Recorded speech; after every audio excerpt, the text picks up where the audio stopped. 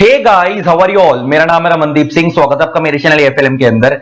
And guys, आज हम CMA final law की अमेंडमेंट स्टार्ट करने जा रहे हैं।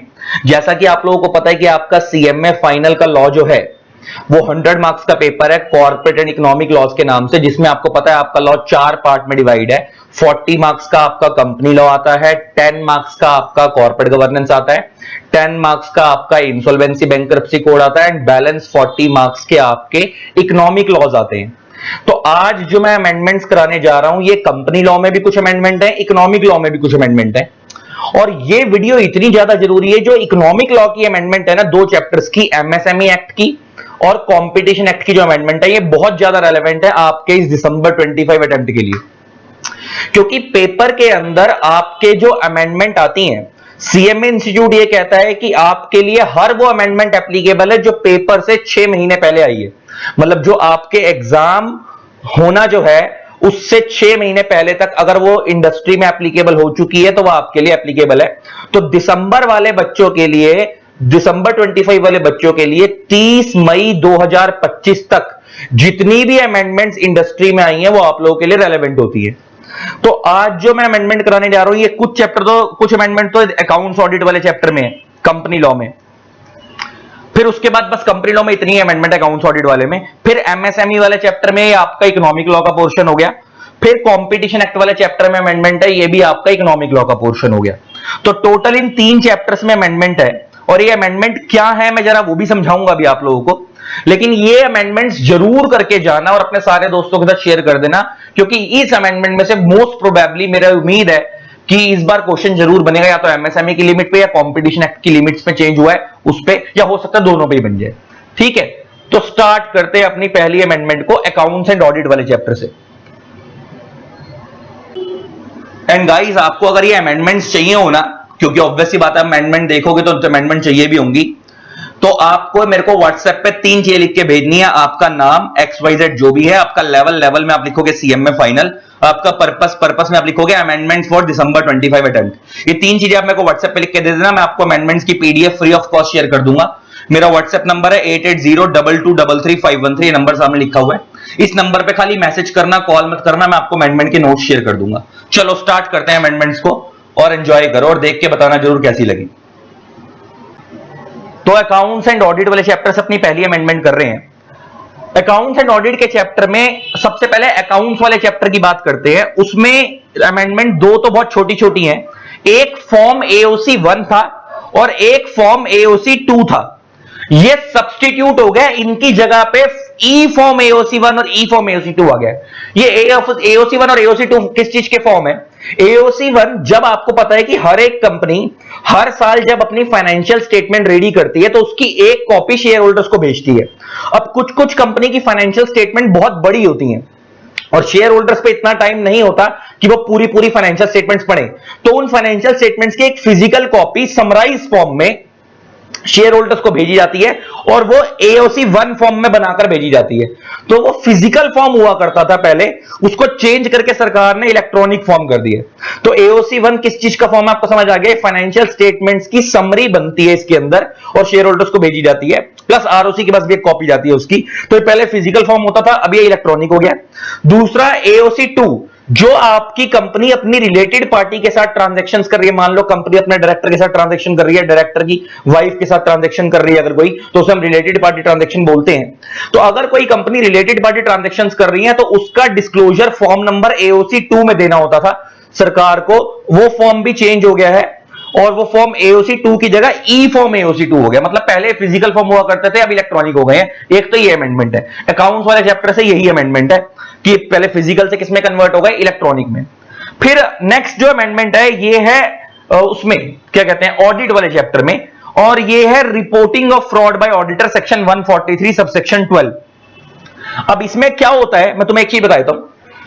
अगर कोई ऑडिटर आपकी कंपनी में ऑडिट करने आ रहा है, अगर कोई ऑडिटर आपकी कंपनी में ऑडिट करने आ रहा है और उसने अगर उसने ऑडिट करते के दौरान अगर आपकी कंपनी में फ्रॉड होते हुए पकड़ लिया, अगर उस ऑडिटर ने आपकी कंपनी में ऑडिट करने के दौरान अगर आपकी कंपनी में फ्रॉड होते हुए पकड़ लिया, कोई फ्रॉड होते हुए, तो उस केस के अंदर अगर उस फ्रॉड का अमाउंट 1 करोड़ या उससे ज्यादा है तो ऑडिटर की ड्यूटी बनती है कि वो कंपनी को बताए और साथ में सेंट्रल गवर्नमेंट को भी इंफॉर्म करे। सेंट्रल गवर्नमेंट को इंफॉर्म करे कि भैया मैंने इस कंपनी में फ्रॉड पकड़ लिया और फ्रॉड का अमाउंट बड़ा है, 1 करोड़ या उससे ज्यादा का अमाउंट है, और उसकी ड्यूटी बनती है कि वो सेंट्रल गवर्नमेंट को इंफॉर्म करे फ्रॉड के बारे में। अगर उस फ्रॉड का अमाउंट 1 करोड़ से कम होता है तो उसकी ऑडिटर फिर सेंट्रल गवर्नमेंट को नहीं बताता, वो कंपनी को बताता है और कंपनी अपनी बोर्ड रिपोर्ट में उसका डिस्क्लोजर सरकार को देती है। मतलब अल्टीमेटली सरकार को बताना तो पड़ता है, लेकिन अगर 1 करोड़ से ज्यादा का अमाउंट है तो ऑडिटर सीधा अपनी रिपोर्ट के अंदर ऑडिटर सीधा सेंट्रल गवर्नमेंट को इन्फॉर्म कर देता है। कंपनी को तो बताता ही है कि तुम्हारी कंपनी मैंने फ्रॉड पकड़ा है, प्लस सीधा सेंट्रल गवर्नमेंट को भी इन्फॉर्म कर देते हैं। यहां पे लिखा है अगर उसने फ्रॉड का अमाउंट 1 करोड़ से ज्यादा का पकड़ा है तो कंपनी या उसके ऑफिसर के अगेंस्ट की कंपनी के ऑफिसर्स ने या कंपनी में किसी ने भी फ्रॉड करा है तो ऑडिटर किसको रिपोर्ट करेगा? सेंट्रल गवर्नमेंट को बताएगा, अगर 1 करोड़ से ज्यादा है। और अगर 1 करोड़ से कम है तो मैंने तुम्हारा क्या बताया, सीधा वो कंपनी को इन्फॉर्म कर देगा 1 करोड़ से कम है और कंपनी अपनी बोर्ड रिपोर्ट में उसका डिस्क्लोजर देगी और सरकार को भेजेगी। अच्छा, इसमें अमेंडमेंट क्या आई है कि ये जो ऑडिटर जो है रिपोर्ट बनाकर देगा ना, ये जो अब यहां पे हमने पढ़ा कि ऑडिटर जो है वो फ्रॉड पकड़ेगा और उसके बारे में बताएगा, ऑडिटर ये जो सरकार को बताएगा ये फॉर्म नंबर ADT 4 में बताएगा। ये रिपोर्ट जो है ये इलेक्ट्रॉनिकली फाइल होगी सरकार को ADT 4 में। पहले क्या होता था, ये ADT 4 जो है ये फिजिकल फॉर्म था, अब ये इलेक्ट्रॉनिक फॉर्म हो गया, लिखा ना electronically filed in form number ADT 4। तो ये रिपोर्ट जो है ADT 4 के अंदर फाइल होगी। प्लस ये 2 पॉइंट्स और हुआ करते थे इसके अंदर कि इस रिपोर्ट की एक copy ministry of corporate affairs के सेक्रेटरी को भी भेजनी है, प्लस इस ऑडिट रिपोर्ट की एक कॉपी जो आप बनाओगे अपने लेटर हेड पे बनाओगे उसके अंदर अपना नाम, अपना सिन नंबर, क्योंकि पहले फिजिकल फॉर्म हुआ करता था ना का ऑडिटर अपना मेंबरशिप नंबर, अपना नाम, प्लस अपना टेलीफोन नंबर, प्लस अपना ईमेल एड्रेस सब लिख कर देगा अपने लेटर हेड के ऊपर। बेसिकली ये फॉर्मेट बनाता था, मतलब जो ADT 4 होता था पहले, जो ऑडिटर रिपोर्ट रेडी करता था ये फ्रॉड पकड़ा जो उसने है वो अपने लेटर हेड पे बनाकर भेजता था सरकार को। लेकिन अब ये कट गया, अब आपको लेटर हेड बनाने की जरूरत नहीं है। और दूसरा इसकी एक copy ministry of corporate affairs के सेक्रेटरी को भेजनी होती थी, वो भी नहीं भेजनी है। 2 पॉइंट ऑमिट हो गए हैं 14/7/2025 को, बस फर्क। और दूसरी चीज क्या आई है कि फॉर्म ADT 4 पहले फिजिकल जाता था, अब इलेक्ट्रॉनिक जाएगा, बस यही अमेंडमेंट है। तो ये एक अमेंडमेंट क्या क्या आई है, एक अमेंडमेंट क्या आई है कि AOC 1 और AOC 2 पहले फिजिकल जाते थे, ये भी इलेक्ट्रॉनिक हो गए। फिर ये तो AOC 1 और AOC 1 किस चीज का, फाइनेंशियल स्टेटमेंट की समरी का, AOC 2 किस चीज का, रिलेटेड पार्टी ट्रांजैक्शन की डिटेल्स का फॉर्म फाइल होता है। फिर जो reporting of fraud bye auditor, ये ऑडिट वाले चैप्टर में अमेंडमेंट है, आपकी अमेंडमेंट 3 है। इसके अंदर ऑडिटर क्या करेगा, ऑडिटर ऊपर आप एक रिपोर्ट बनाकर किसको भेजेगा, सेंट्रल गवर्नमेंट को। अगर फ्रॉड का अमाउंट 1 करोड़ से ज्यादा तो वो रिपोर्ट किस फॉर्म में भेजेगा, फॉर्म नंबर ADT 4 में भेजेगा, इलेक्ट्रॉनिकली। पहले फिजिकल इलेक्ट्रॉनिकली। और ये 2 पॉइंट ओमिट हुए हैं, ठीक है जी। ये अमेंडमेंट आपकी हो गई खत्म, ऑडिट वाले चैप्टर की अमेंडमेंट आपकी खत्म हो गई। नेक्स्ट अमेंडमेंट जो हम कर रहे हैं गाइस, ये हमारी नेक्स्ट चैप्टर है MSME, micro small and medium enterprises. उस चैप्टर के अंदर अमेंडमेंट है। हमारी जो MSME की लिमिट है वो पूरी की पूरी रिवाइज हो चुकी है, पूरी बदल चुकी है। और ये जो लिमिट बदली है ये 1 अप्रैल 2025 से बदली है। और अभी मैंने आपको बताया कि दिसंबर अटेम्प्ट के लिए पेपर से 6 महीने पहले तक जितनी भी अमेंडमेंट आई है वो सारी रेलेवेंट है। तो 30 मई 2025 तक जो भी अमेंडमेंट आई है वो आपके रेलेवेंट है, और ये तो अप्रैल में ही आ गई थी। तो ये लिमिट आपके लिए दिसंबर में एप्लीकेबल है। आपकी पहले MSME की लिमिट दूसरी हुआ करती थी, अब आप उसको इग्नोर कर देना। अब आपको फ्रेश लिमिट पढ़नी है MSME की, वो ये लिमिट ये है, micro small and medium enterprises की फ्रेश लिमिट है। नाम से देखो, एंटरप्राइजेस का, micro small and medium enterprises का मतलब है कि हमारे लॉ मेकर ने इंडिया के अंदर 3 कैटेगरी के अंदर एंटरप्राइजेस को डिवाइड करा है इस चैप्टर के अंदर। एक माइक्रो, एक स्मॉल, एक मीडियम। माइक्रो मतलब सबसे छोटी, स्मॉल मतलब माइक्रो से थोड़ी सी बड़ी, मीडियम मतलब उससे बड़ी। और अगर आपकी एंटिटी अगर माइक्रो स्मॉल या मीडियम एंटरप्राइजेस की डेफिनेशन में फॉल कर रही है, अच्छा वो एंटिटी कोई भी हो सकती है, क्योंकि यहां पे वर्ड क्या आ रहा है, यहां पे वर्ड क्या है, micro small and medium enterprises. जब मैं बोल रहा हूं एंटरप्राइज, तो एंटरप्राइज के अंदर कोई कंपनी भी आती है,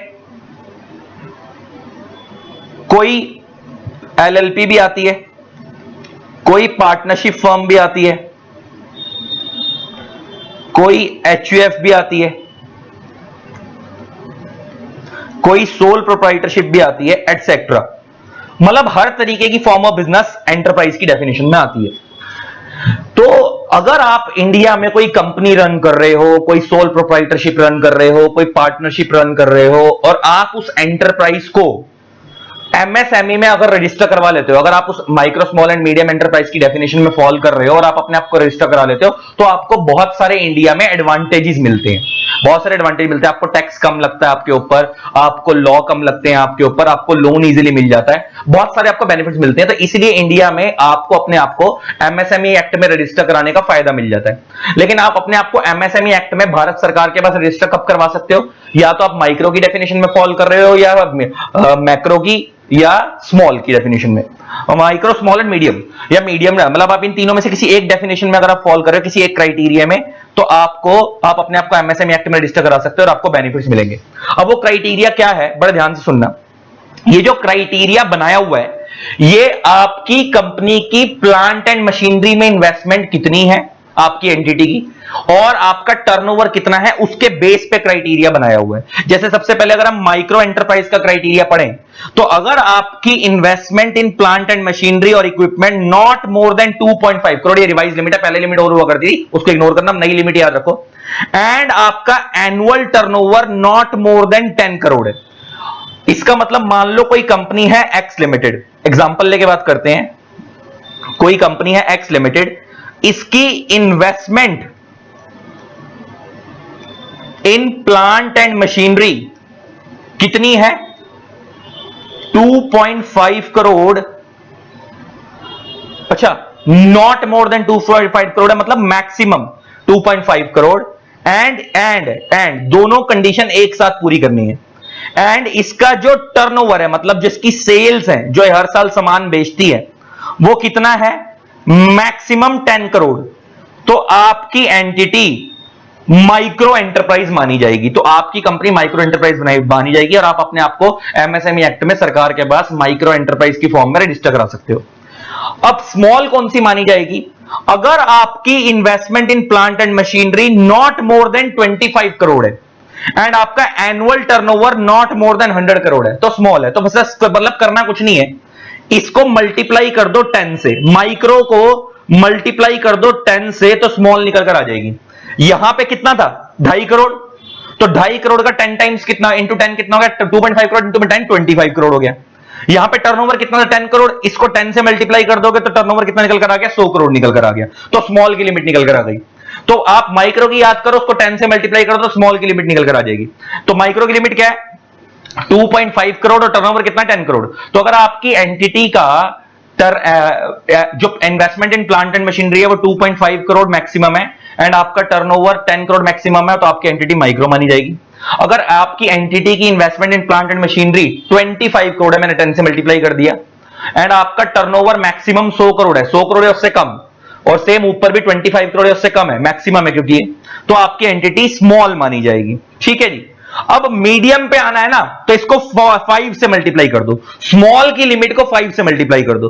तो अगर इनटू में मैं 5 करूंगा स्मॉल की लिमिट को, तो मीडियम निकल कर आ जाएगी। तो मीडियम कौन सी होगी? अगर आपकी investment in plant and machinery not more then 125 crore है, 25 इंटू में 5, 125, एंड अगर आपका annual turnover not more then 5 crore है, तो 100 करोड़ इंटू में 5, 500 करोड़। तो इसका मतलब सिंपल सी भाषा में बात यह है, एक लिमिट याद कर लो माइक्रो की जो लिमिट निकल कर आएगी उसको 10 से मल्टीप्लाई करना तो स्मॉल की निकल कर आ जाएगी, और फिर जो स्मॉल की लिमिट निकल कर आएगी उसको 5 से मल्टीप्लाई करना तो मीडियम की निकल कर आ जाएगी। तो माइक्रो की लिमिट क्या है? अब आपको पता है सर, 2.5 करोड़ रुपए maximum investment in plant and machinery and maximum turnover 10 crore, ये माइक्रो है। अगर हम इसको 10 से मल्टीप्लाई करें तो मीडियम निकल कर आएगी। तो मीडियम की investment in plant and machinery कितनी है? 25 करोड़, एंड टर्नओवर कितना? 10 से मल्टीप्लाई करा, 10 था पहले, तो 100 करोड़, 10 टू 10 100 करोड़। तो ये मीडियम निकल कर आ गई, सॉरी स्मॉल निकल कर आ गई। अब स्मॉल से मीडियम में जाना, तो जो स्मॉल की लिमिट है उसको 5 से मल्टीप्लाई करना है, तो स्मॉल की जो लिमिट है वो 25 करोड़ है, तो 25 करोड़ को इंटू में 5 से मल्टीप्लाई करूंगा तो 125 crore investment in plant and machinery हो गया, एंड टर्नओवर 100 करोड़ था तो उसको मैं 5 से मल्टीप्लाई करूंगा तो 500 करोड़ हो गया। तो ये मीडियम निकल कर आ गई। जो इन तीनों में से किसी में भी नहीं आ रही वो लार्ज एंटरप्राइज है, और उनको वो अपने आप को एमएसएमई में रजिस्टर नहीं करा सकते, उनको कोई भी बेनिफिट नहीं मिलेगा इस एक्ट के अंदर। इस एक्ट में अगर आपको बेनिफिट लेना है तो या तो आप माइक्रो की कैटेगरी में आने चाहिए, या स्मॉल की, या मीडियम की। और ये लिमिट पूरी की पूरी नई लिमिट क्या है मैंने आपको करा दी है, जो लिमिट्स चेंज हो चुकी हैं, पहले कुछ और हुआ करती थी, अब कुछ और हो गई है, तो मैंने रिवाइज वाली लिमिट करा दी। अब आप यही याद रखनी है आपको दिसंबर अटेम्प्ट के लिए। तो ये एमएसएमई चैप्टर में अमेंडमेंट थी, आपकी खत्म हो गई। ठीक है जी। तो नेक्स्ट अमेंडमेंट कर रहे हैं गाइस हम अपनी कंपटीशन एक्ट के अंदर, जो नेक्स्ट अमेंडमेंट है वो हमारी कंपटीशन एक्ट में है। अब इसमें जो अमेंडमेंट है ना वो कॉम्बिनेशन का जो सेक्शन नंबर 5 है इसके अंदर अमेंडमेंट है। सेक्शन नंबर 5 में इस कॉम्बिनेशन की लिमिट चेंज हो गई है। पहले ये कॉम्बिनेशन होता क्या है मैं वो समझा देता हूं, उसके बाद बात करते हैं। देखो जैसे एग्जांपल लेके बात करें, ध्यान से सुनना। मान लो कॉम्बिनेशन क्या होता है, कॉम्बिनेशन के अंदर 3 चीजें आती हैं मेनली। एक आता है टेक ओवर, एक आता है मर्जर, एक आता है अमलगमेशन। कॉम्बिनेशन में मेनली 3 चीजें आती हैं, टेक ओवर, मर्जर और अमलगमेशन।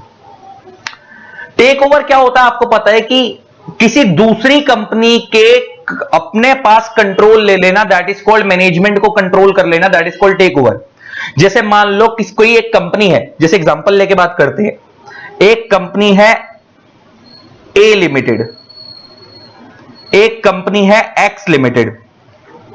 मान लो एक्स लिमिटेड के अंदर एक मिस्टर पी नाम का बंदा है। एक मिनट, पेन पता नहीं क्या हुआ रुक गया। मान लेते हैं एक्स लिमिटेड के अंदर, एक मिनट, ये पेन पता नहीं 2-3 दिन से दिक्कत कर रहा है। तो मान लो एक्स लिमिटेड के अंदर एक मिस्टर पी नाम का बंदा है, ये इस कंपनी का प्रमोटर है। ये कौन है? इस कंपनी का प्रमोटर है। और मान लो इसके पास इस कंपनी की एक्स लिमिटेड की 30% की शेयर होल्डिंग है। इसके पास इस एक्स लिमिटेड की 30% की क्या है? शेयर होल्डिंग है। और मान लेते हैं ये इस कंपनी का बिगेस्ट शेयर होल्डर है, इससे बड़ा इस कंपनी में कोई शेयर होल्डर नहीं है। बाकी जो शेयर होल्डर है किसी के पास 5% है, किसी के पास 10% है, किसी पे 12, किसी पे 2, किसी पे 3%, ऐसे ऐसे करके 70% बटी हुई है।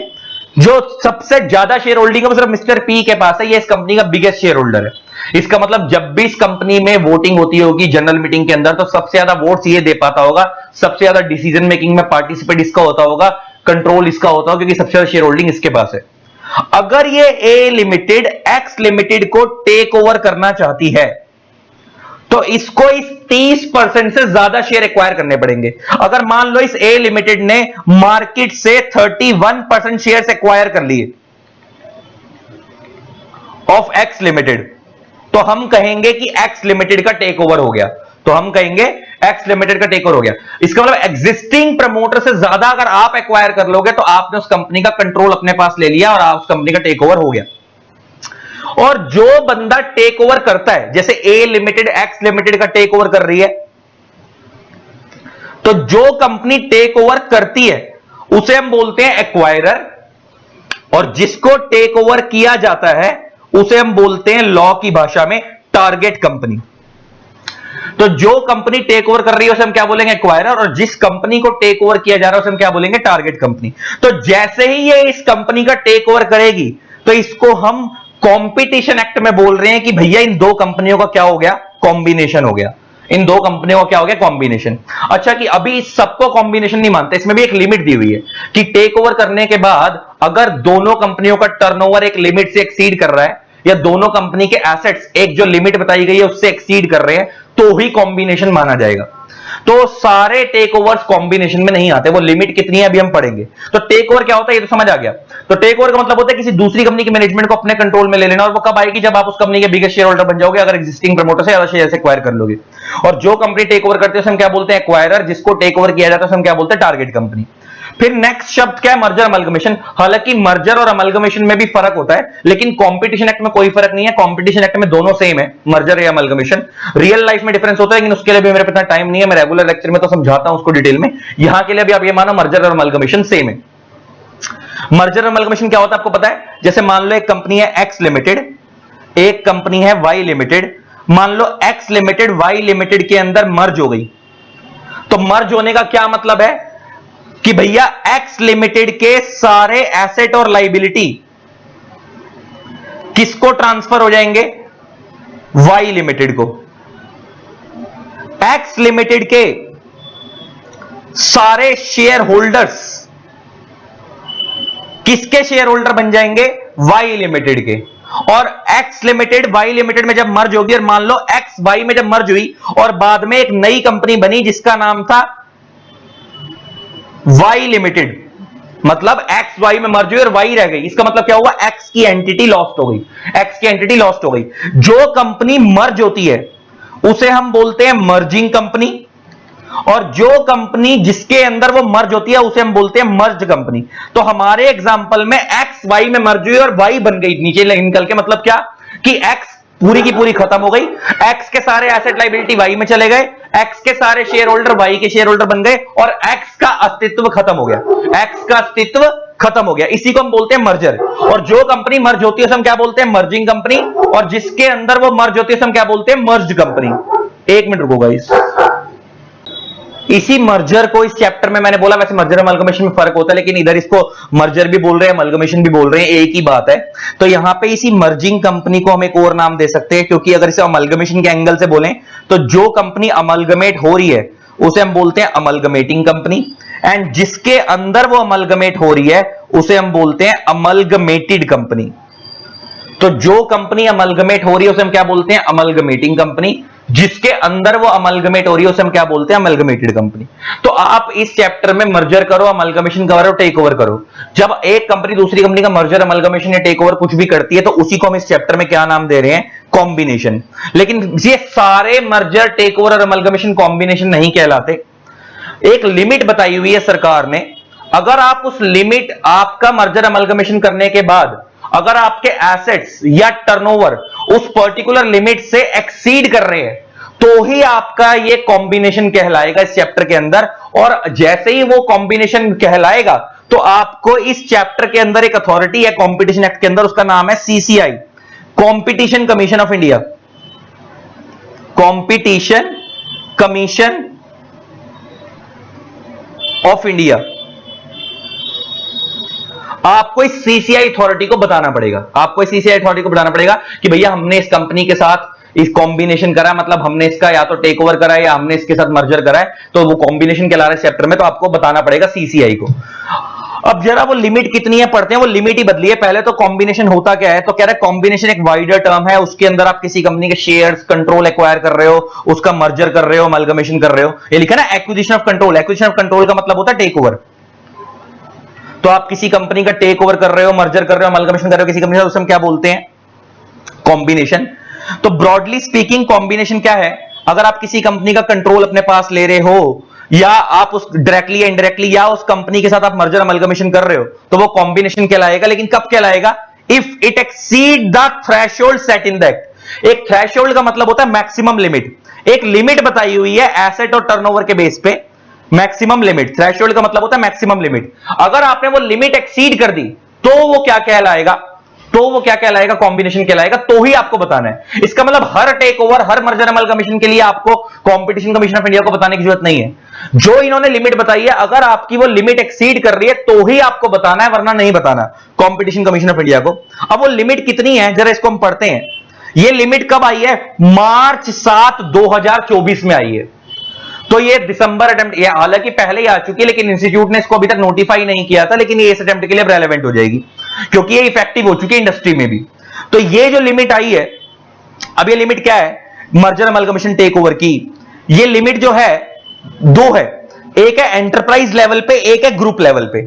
अब एंटरप्राइज लेवल पे और ग्रुप लेवल पे का क्या मतलब होता है, एंटरप्राइज लेवल और ग्रुप लेवल का क्या मतलब है, ध्यान से सुनना। कई बार ऐसा होता है कि एक कंपनी दूसरी कंपनी को टेक ओवर करती है या अमलगमेट करती है।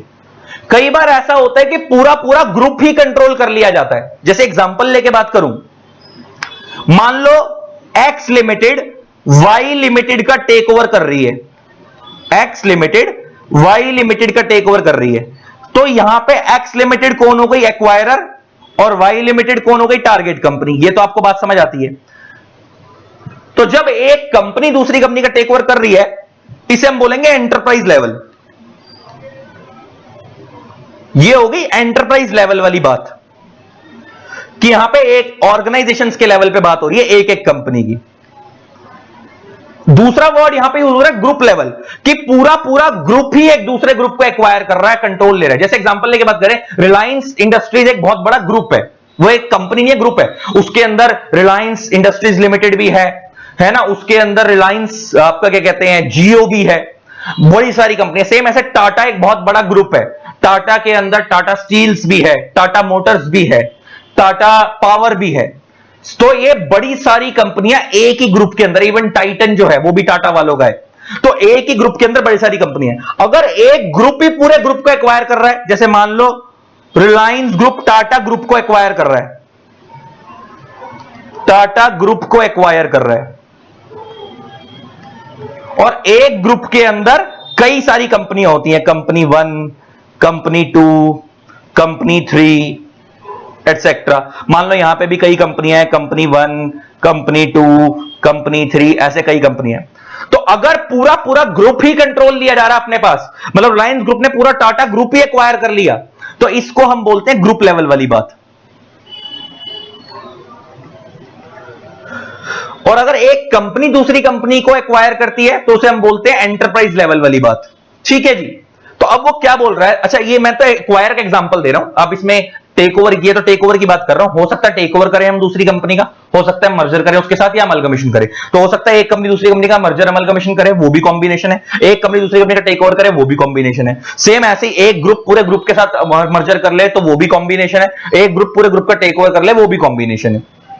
अब उसकी लिमिट बताई हुई है, पहली है एंटरप्राइज लेवल पे, दूसरी है ग्रुप लेवल पे। अब एंटरप्राइज लेवल और ग्रुप लेवल क्या होता है आपको समझ आ गया।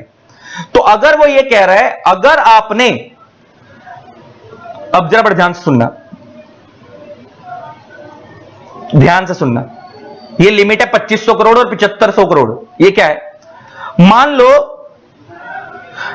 एक कंपनी है एक्स लिमिटेड, एक कंपनी है वाई लिमिटेड। मान लेते हैं कंपनी एक्स लिमिटेड, एक कंपनी है वाई लिमिटेड। एक्स लिमिटेड ने वाई लिमिटेड का मान लो टेक ओवर कर लिया, तो एक्स लिमिटेड हो गई एक्वायरर, एक्स लिमिटेड कौन हो गई एक्वायरर, वाई लिमिटेड कौन हो गई टारगेट कंपनी। ये आपको बात समझ आती है। मान लो एक्स लिमिटेड के टोटल एसेट्स 1500 करोड़ के हैं, और मान लेते हैं वाई लिमिटेड के टोटल एसेट्स 1200 करोड़ के हैं। ये 1500 करोड़ के हैं, ये 1200 करोड़ के हैं। तो दोनों तो क्योंकि इसने इसका टेक ओवर कर लिया, तो एक कंबाइन कितने हो गए, मिलाकर कितने हो गए 27 करोड़, 2700 करोड़। तो वो ये कह रहा है, अगर आपकी कंपनी ने किसी दूसरी कंपनी के साथ कॉम्बिनेशन करा, हो सकता है टेक ओवर कराओ, हो सकता है मर्जर या अमलगमेशन, हमारे एग्जांपल हमने टेक ओवर एग्जांपल लिया, और उस एंटरप्राइज लेवल पे जो दोनों एंटिटियां हैं उनके जो एसेट्स हैं वो मिलाकर कितने बन रहे हैं 2500 करोड़ से ज्यादा। जैसे हमारे एग्जांपल में कितने बन रहे हैं 2700 करोड़, यहां पे लिमिट कितने की है 2500 करोड़ की। अगर 2500 करोड़ से ज्यादा है तो आपको सरकार को बताना पड़ेगा कि हमने कॉम्बिनेशन कर लिया है, कि हमने क्या कर लिया है कॉम्बिनेशन। तो अगर ये एक्सीड कितना करता है, एक्सीड कितना करता है ₹2500 करोड़, तो आपको सीसीआई को बताना पड़ेगा, सीसीआई को इन्फॉर्म करना पड़ेगा और अप्रूवल लेना पड़ेगा, अप्रूवल लेना पड़ेगा। इसका मतलब यह है कि अगर मान लो ये दोनों का मिलाकर अगर ये एसेट्स 25 करोड़ या उससे कम होते, 2500 करोड़ या उससे कम होते, तो ये कॉम्बिनेशन तो है, लेकिन ये कॉम्पिटिशन एक्ट की नजरों में कॉम्बिनेशन नहीं है, आपको सरकार को अप्रूवल लेने की जरूरत नहीं है। इसका मतलब मैंने बोला ना, सारे टेक ओवर या मर्जर अमलगमेशन कॉम्बिनेशन नहीं कहलाएंगे इस चैप्टर में, और हर टेक ओवर मर्जर अमलगमेशन के लिए अप्रूवल नहीं चाहिए। ये जो लिमिट बताई हुई है, अगर वो लिमिट एक्सीड करेगी तो ही अप्रूवल चाहिए, वरना नहीं चाहिए, वरना नहीं चाहिए। ये तो हो गई बात एसेट की, अगर एसेट्स इतने हैं। दूसरी लिमिट है टर्नओवर की। टर्नओवर की लिमिट कितनी है 7500 करोड़ से ज्यादा। तो इसका मतलब मान लो, टर्नओवर का मतलब क्या होता है सेल्स। मान लो इस एक्स लिमिटेड के, और दोनों में ना और है, एक चीज याद रखना, दोनों में और है, आपको दोनों लिमिट एक साथ पूरी नहीं करनी, दोनों में से कोई एक भी पूरी कर लोगे तो चलेगा।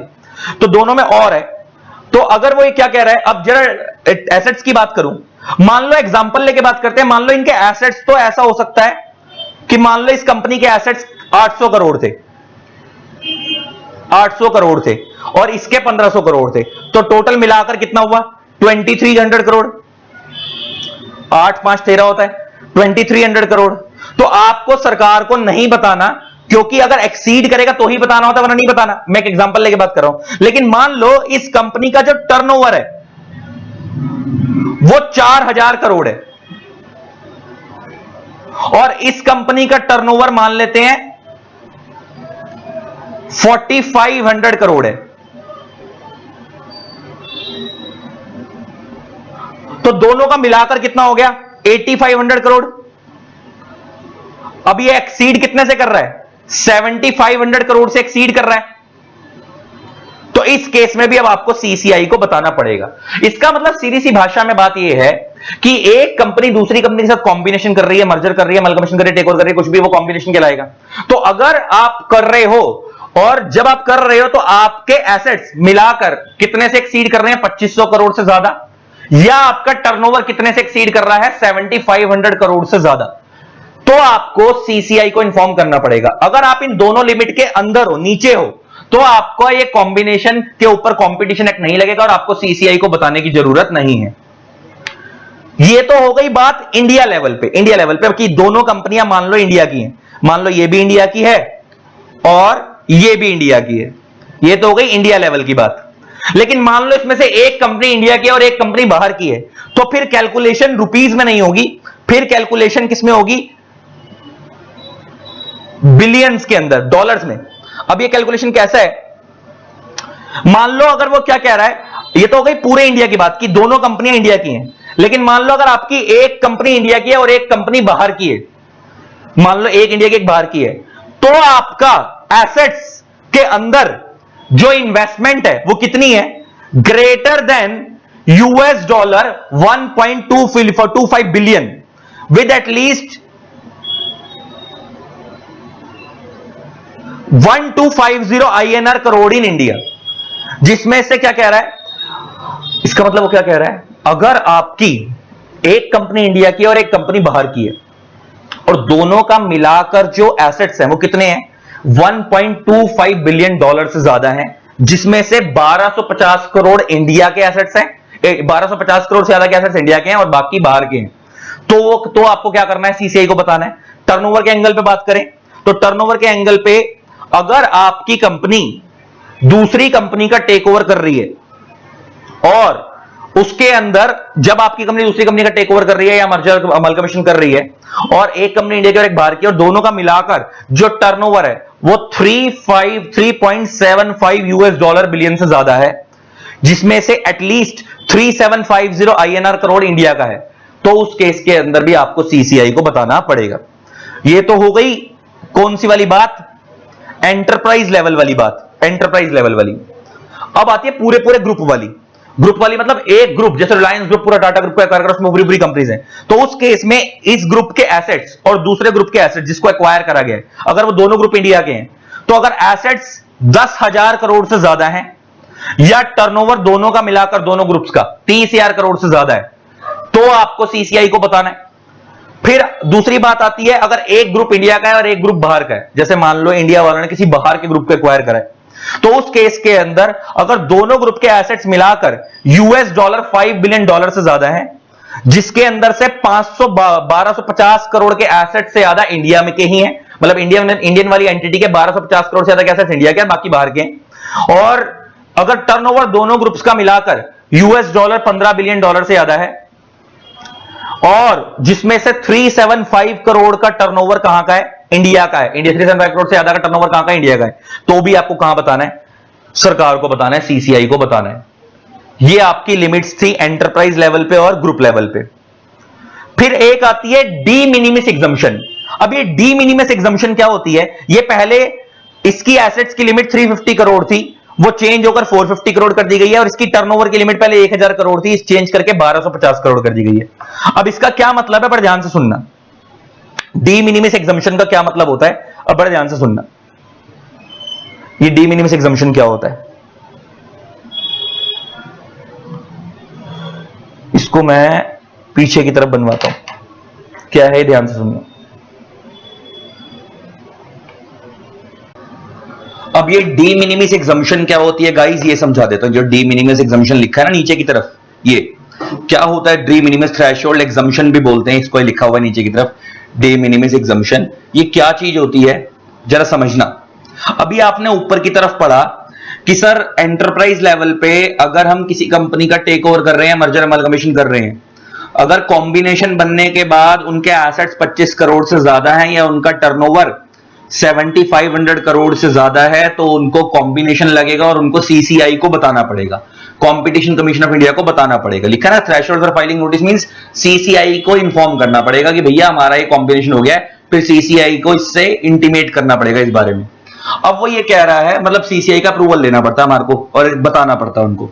अब वो ये कह रहा है आपको कब नहीं बताना, वो कहता है कि मान लो आपका ये 2500 करोड़ तो हो गया, लेकिन उसमें से जो टारगेट कंपनी के एसेट्स हैं वो 450 करोड़ से कम है टोटल एसेट्स में से, या जो टर्नओवर है टारगेट कंपनी का वो 3750 करोड़ से, ओ सॉरी कहां चला गया, हाँ 1250 करोड़ से कम है, तो उस केस में आपके ऊपर ये डी मिनिमस एग्जम्पशन वाली लिमिट, मतलब आपके ऊपर 2 साल तक ये वाली कॉम्बिन, 2 साल तक आपके ऊपर ये लिमिट नहीं लगेगी। 2 साल तक नहीं लगेगी, 2 साल के लिए आप एग्जाम, तो मतलब क्या, और 2 साल कहां से लेने हैं, ये बात यहां लिखी नहीं है नोट्स में 2 साल वाली, लेकिन मैंने तुम्हें बता दिया, लिख लेना अपने पास।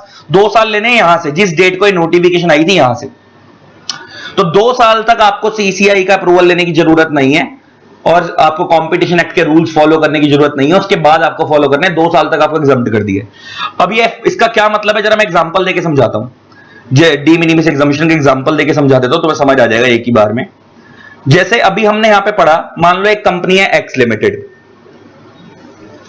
एक कंपनी है वाई लिमिटेड। मान लो एक्स लिमिटेड वाई लिमिटेड का टेक ओवर कर रही है, और तो एक्स लिमिटेड टेक ओवर कर रही है, तो एक्स हो गई एक्वायरर और वाई लिमिटेड हो गई टारगेट कंपनी। ये आपको बात समझ आती है।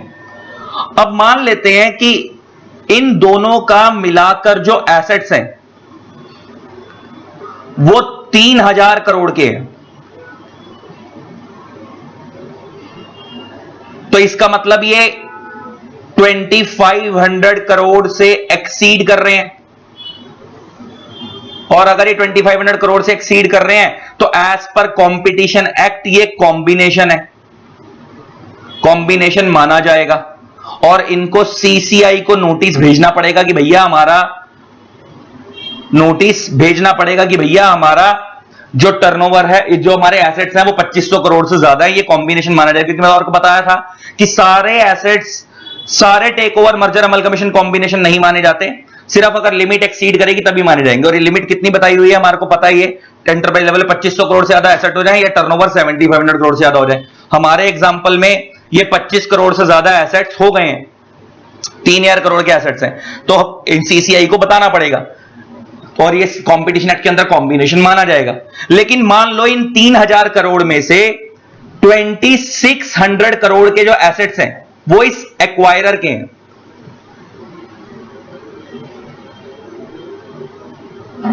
और टारगेट कंपनी के एसेट्स खाली 400 करोड़ के। इसका मतलब यहां पे जो टारगेट कंपनी के एसेट्स हैं वो 450 करोड़ से कम है, 450 करोड़ से कम है, लेस है, तो आपको एग्जम्पशन मिल जाएगी। एग्जम्पशन मिल जाएगी मतलब इस तो आपको डी मिनिमिस एग्जम्पशन मिल जाएगी और आपको 2 साल तक आपको ये सीसीआई को बताने की जरूरत नहीं है। 2 साल तक के लिए एग्जम्पशन है सिर्फ, और 2 साल तक आपके ऊपर कंपटीशन एक्ट का कोई भी प्रोविजन नहीं लगेगा, 2 साल के बाद ही लगेगा।